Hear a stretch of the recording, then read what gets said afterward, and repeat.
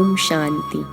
आज 10 फरवरी 2023 की बाबा की साकार मुरली है। मुरली की महावाक्य है, मीठे बच्चे, बाप तुम्हें हद और बेहद की नॉलेज दे, फिर इससे भी पार घर ले जाते हैं। सतयुग त्रेता है हद, द्वापर कलयुग है बेहद। प्रश्न है, बाप द्वारा मिली हुई नॉलेज में मजबूत कौन रह सकता है? उत्तर है, जो पूरा पवित्र बनता है। पवित्र नहीं तो नॉलेज धारण नहीं होती। पवित्र गोल्डन एजड बुद्धि में ही सारी नॉलेज धारण होती है।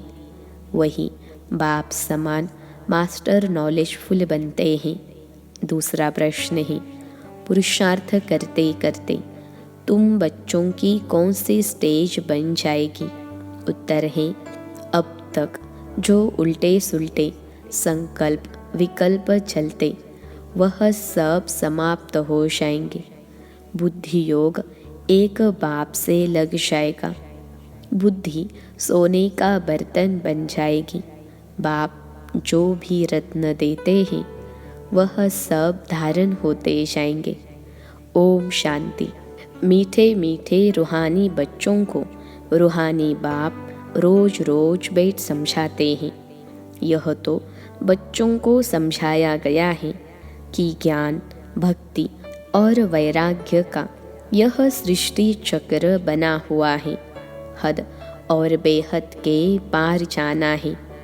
कहा जाता है ना, हद बेहद से पार। तो बुद्धि में यह ज्ञान रखना है कि हद और बेहद से पार जाना है। बाप के लिए भी कहा जाता है हद बेहद से पार। इसका भी अर्थ समझना चाहिए। रूहानी बाप रूहानी बच्चों को टॉपिक पर समझाते हैं। ज्ञान, भक्ति, पीछे है वैराग्य। यह तो जानते हो, ज्ञान दिन को कहा जाता है, जबकि नई दुनिया है, वहाँ भक्ति होती नहीं। वह है हद की दुनिया। वहाँ बहुत थोड़े मनुष्य होते हैं। फिर धीरे धीरे वृद्धि को पाते हैं। आधा कल्प के बाद भक्ति शुरू होती है। जब ज्ञान अर्थात दिन है तो कोई संन्यास धर्म नहीं है, वैराग्य नहीं है। संन्यास व त्याग वहाँ होता नहीं। यह सब बातें बुद्धि में रहनी चाहिए। धीरे धीरे सृष्टि की वृद्धि होती जाती है। जीव आत्माओं की वृद्धि होती है। आत्माएं परम धाम से आती रहती हैं।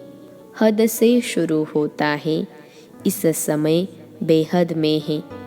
तो बाप हद बेहद से पार है। हद में कितने थोड़े बच्चे हैं, फिर सृष्टि वृद्धि को पाती है। अब इनसे भी पार जाना है। इसको कहा जाता है बेहद। पहले आत्माएं हद में थीं। सतयुग त्रेता में पार्ट बजाती थीं। कहा 9 लाख मनुष्य, कहा 500-600 करोड़। चले जाओ बेहद में। मनुष्य जांच करते हैं, कहाँ तक आसमान है, कहाँ तक समुद्र है। इसका अंत नहीं पा सकते। ऊपर जाने की कितनी कोशिश करते हैं। इतना तेल डालना पड़े जो फिर वापस भी आ सके। बेहद में जा नहीं सकते, हद तक जाएंगे। हद बेहद से पार का राज बाप तुमको समझाते हैं। पहले पहले नई दुनिया में हद है, बहुत थोड़े रहते हैं। तुमको रचना की आदि मध्य अंत की नॉलेज होनी चाहिए। यह नॉलेज कोई को नहीं है, बाप को ही नहीं जानते। यह सब राज समझाने वाला बाप ही है, जो हद बेहद से पार है। तो बाप बैठ तुमको रचना के आदि मध्य अंत का राज समझाते हैं। फिर बाप कहते हैं, बच्चे इनसे भी पार जाओ। वहाँ तो कुछ है नहीं, आसमान ही आसमान है, जल ही जल है, जमीन आदि कुछ नहीं। इसको कहा जाता है हद बेहद से पार। इसका कोई भी अंत नहीं पा सकते हैं। बेअंत कहते हैं, परंतु अर्थ नहीं जानते। बाप ही सारी समझ देते हैं, क्योंकि वह है श्रेष्ठ, अर्थात बहुत समझदार। समझ कर ही बहुत समझदार माला का दाना बने हैं। मनुष्य कोई भी रचता और रचना की आदि मध्य अंत का राज नहीं समझते हैं। बाप ही समझाते हैं। कहते हैं मैं हद को भी देख रहा हूँ, बेहद में भी जाता हूँ। इतने सभी धर्म हैं, ऐसे ऐसे स्थापना होती हैं। वह सतयुग है हद की सृष्टि, फिर कलयुग में है बेहद, फिर हद बेहद से पार, जहाँ हमारा शांति धाम है, स्वीट होम है। सतयुग भी है स्वीट होम, वहाँ शांति भी है तो राज्य भाग्य भी है। वहाँ सुख और शांति दोनों ही हैं। घर जाएंगे तो वहाँ सिर्फ शांति होगी, सुख का नाम नहीं। अभी तुम शांति और सुख दोनों स्थापन कर रहे हो, वहाँ अशांति का नाम नहीं। अशांति 5 विकारों से है, यह दुनिया में कोई नहीं जानता। आधा कल्प के बाद फिर रावण राज्य होता है। वो लोग कल्प की आयु लाखों वर्ष कह देते हैं, समझते कुछ भी नहीं। इसलिए भ्रष्टाचारी दुखी पतित हैं। जरा भी सभ्यता नहीं है। जो देवी सभ्यता थी उसके बदले असभ्यता, आसुरी गुण हो गए हैं। यह है बेहद का ड्रामा। अब कहा जाता है हद बेहद से पार, बहुत दूर दूर जाते हैं। मनुष्यों को तो खेल का कुछ भी पता नहीं कि सबसे बड़ा कौन। ऊंचे ते ऊंचा है भगवान। तब कहते हैं तुम्हारी गत मत तुम ही जानो। अब तुम बच्चे सब कुछ समझते हो, परंतु तुम्हारे में भी नंबरवार हैं। बाप बेट समझाते हैं कि मेरी बुद्धि कहाँ तक जाती है। हद बेहद से पार, वहाँ कुछ भी नहीं है। तुम बच्चों के रहने का स्थान है वह ब्रह्मांड, ब्रह्म महतत्व। जैसे आकाश तत्व में यहाँ बैठे हो, कुछ भी देखने में नहीं आता है, पोलार ही पोलार है। रेडियो में कहते हैं आकाशवाणी। अब आकाश तो बहुत बड़ा है, उसका अंत तो पा नहीं सकते। उसकी वाणी मनुष्य क्या समझेंगे। यह जो आकाश का तत्व है, इस मुख से पोलार से वाणी निकलती है। इसको कहा जाता है आकाशवाणी। वाणी मुख से यानी पोलार से निकलती है। वाणी कोई नाक कान से नहीं निकलेगी। तो बाप भी इस शरीर में बैठ इस मुख से तुम बच्चों को समझाते हैं। तुम बच्चे ही जानते हो बाप क्या है। जैसे हम आत्मा हैं, वैसे बाबा भी ऊंचे ते ऊंची आत्मा है।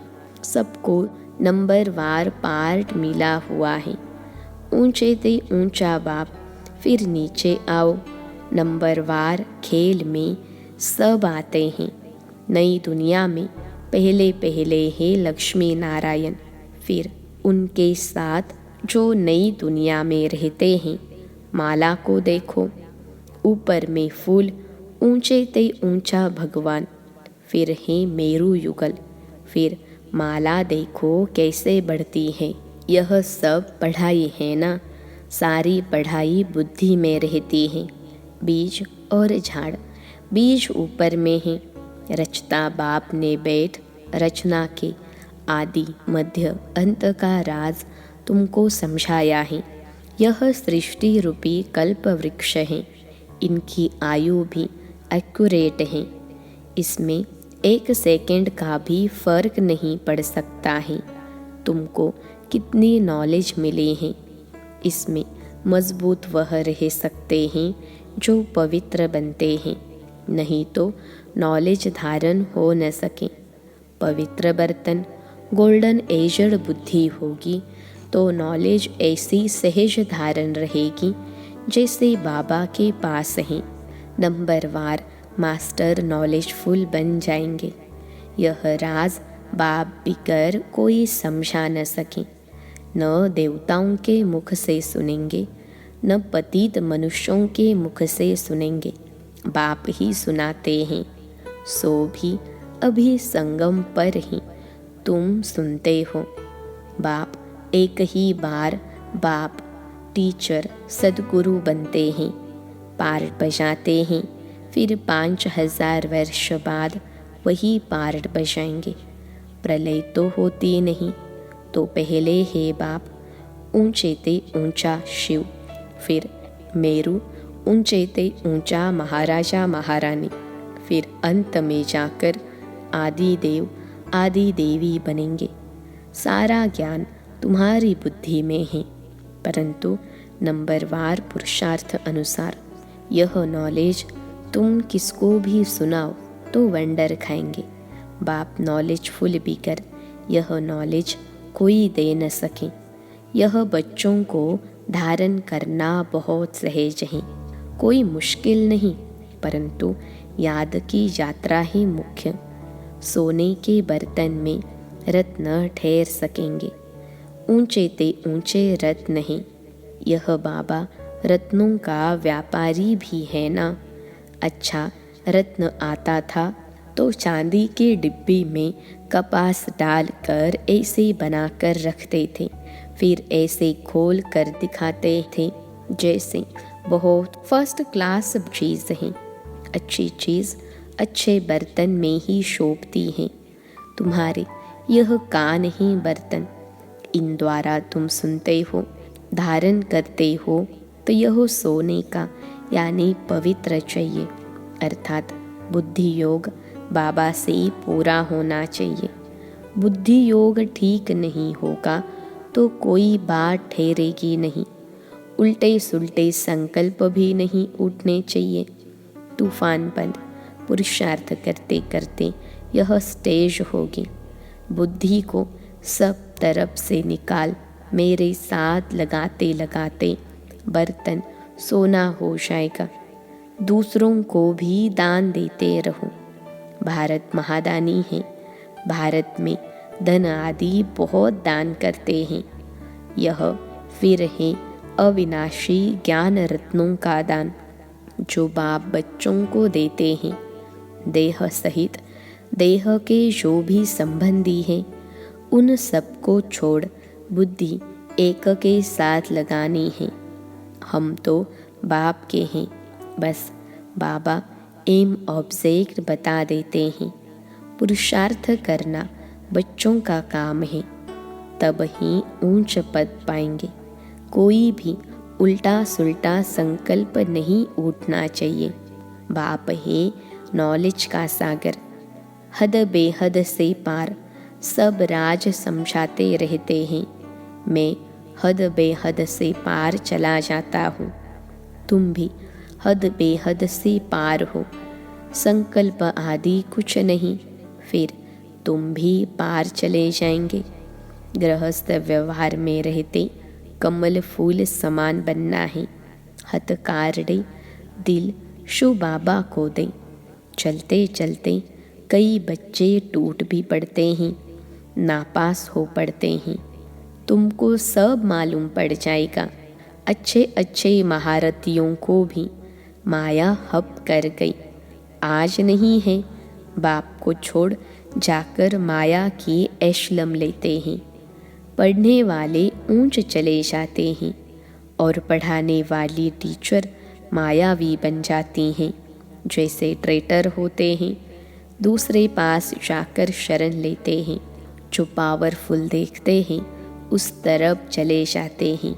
तुम जानते हो, बहुत ताकत वाला तो एक बाप है, वही सर्वशक्तिमान है। हमको ऊंच बढ़ाए एकदम विश्व का मालिक बना देते हैं।